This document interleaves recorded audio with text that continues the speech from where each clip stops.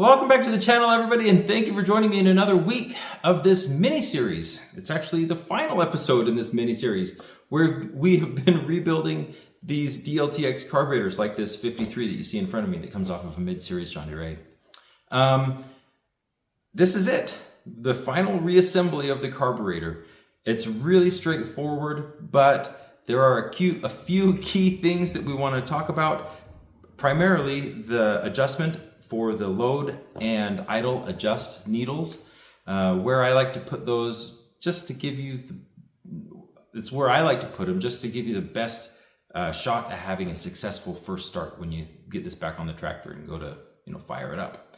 I'll also talk a little bit about where I like to buy carburetor parts. These are not sponsors or anything like that. This is just some of the places that I've gone to buy carburetor parts. If you are looking for parts, these are all places that I have dealt with and have had good luck with. So anyway, without further ado, let's get to putting this thing back together. Well, we've got everything nice and clean and painted, and I've decided to use this kind of dirty shop rag to set everything out on because I figure it's cleaner than my dirty bench top. But no, I'm just joking around. But in reality, this is all pretty simple. It's not like we need to be working in a clean room here. This is the float bowl that we put back together in the previous episode, set the float height.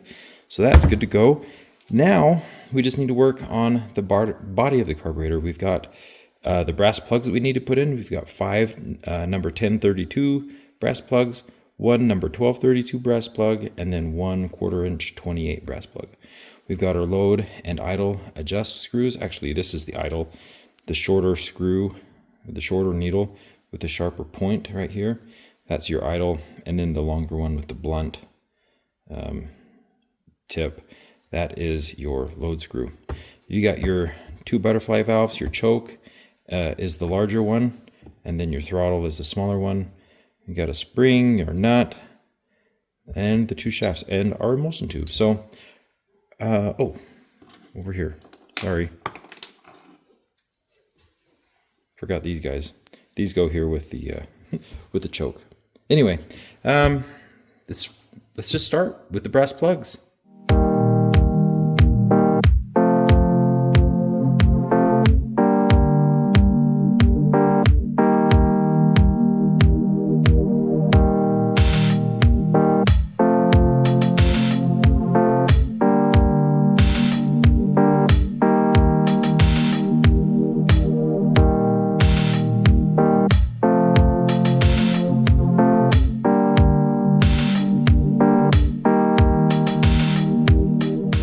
Next step is to put together the choke.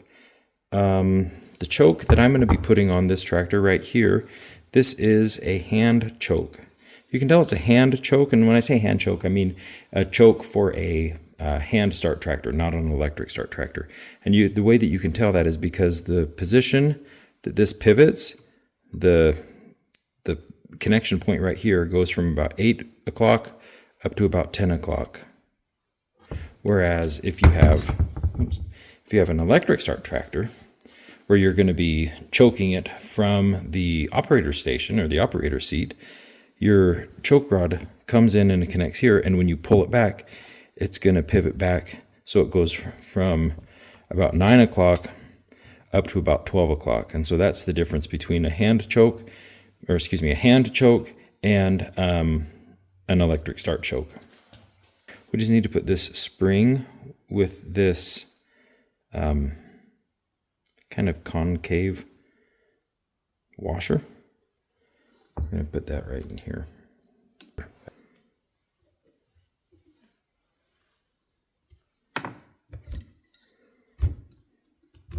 There we go. I like that. Okay, now let's get the the choke butterfly valve here. Slide this in place.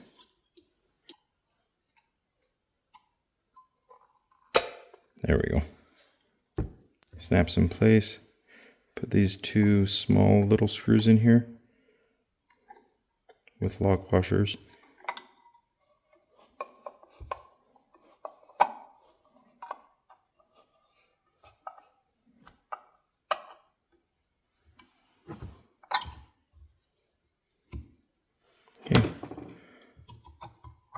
There's the choke. Now we'll do the same thing with the throttle shaft.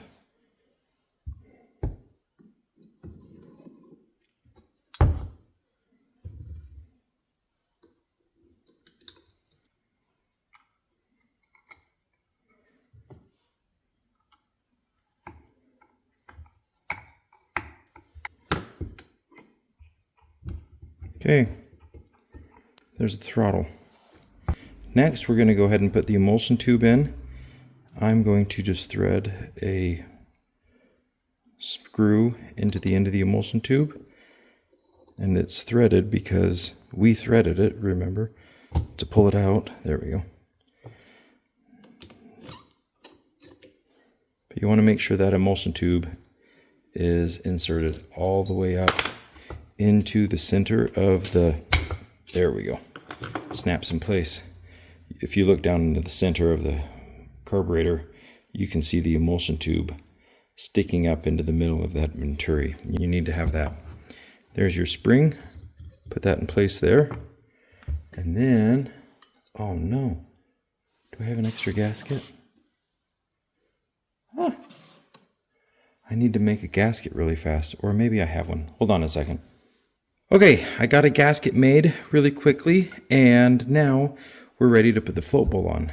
Except we do have to throw a 3/8 inch bolt in there, because once we put the float bowl on, as you can see, it's kind of a captured bolt. So that's there. Now we can put our spring in. We need a gasket right here on the bottom. And we need our nut. And I do like to use either WD-40 or some lithium grease when I put this on, because I don't want to mess up the threads here on the bottom of the carburetor, on the stem. This is an 1 1/8" socket, so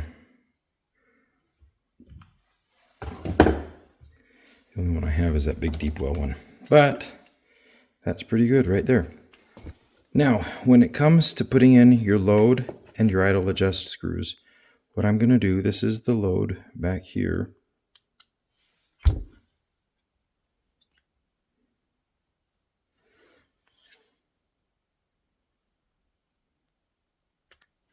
Put a tiny bit of WD-40 on there. We're going to bottom this out. You don't want to, once you feel a little bit of contact with the bottom, stop right there. We're done. Now we'll do the same thing with the idle adjust. A little bit of WD-40.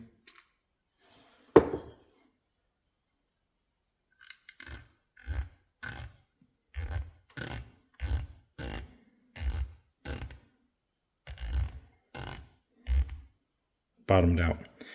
Okay, now this is personal preference. Some people say you want to go 2 1/2. Some people say you want to go 2. I usually go about 1 3/4 turns out. So there's 1, and then we're going to go 3/4 right there. Same thing with the load. 1 3/4. That should give us enough fuel to get it started, and then from there we will adjust it and do all the fine tuning.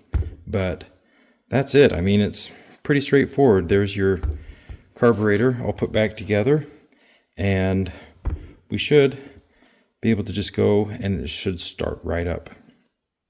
Hopefully no leaks.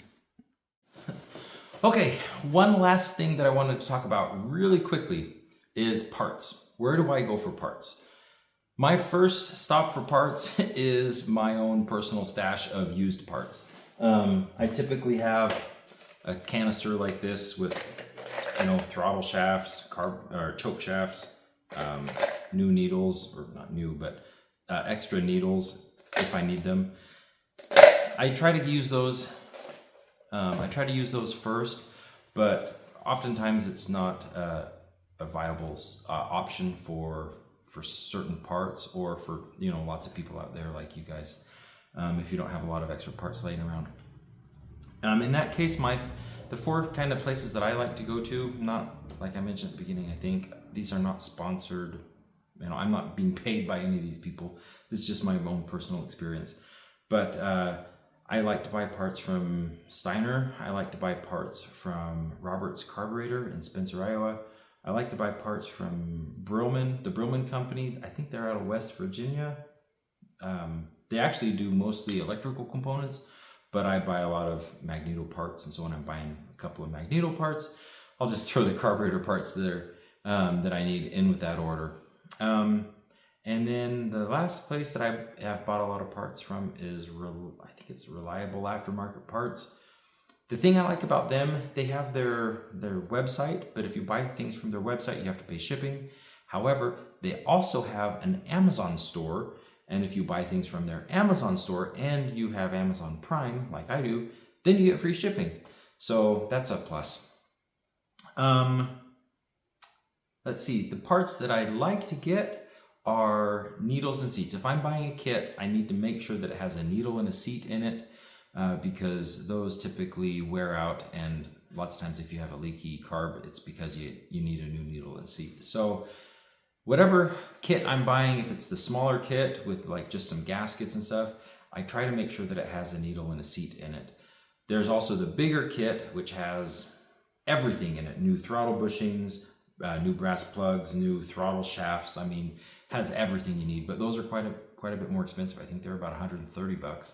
So that's going to do it for this series. We're all done, and I appreciate all of the feedback that I've got from people. It seems like it's been pretty positive, and I appreciate the people out there that have taken the time to watch it, and I hope it's been helpful, and I hope that it continues to help people in the future. That's kind of what my goal in doing all of this was.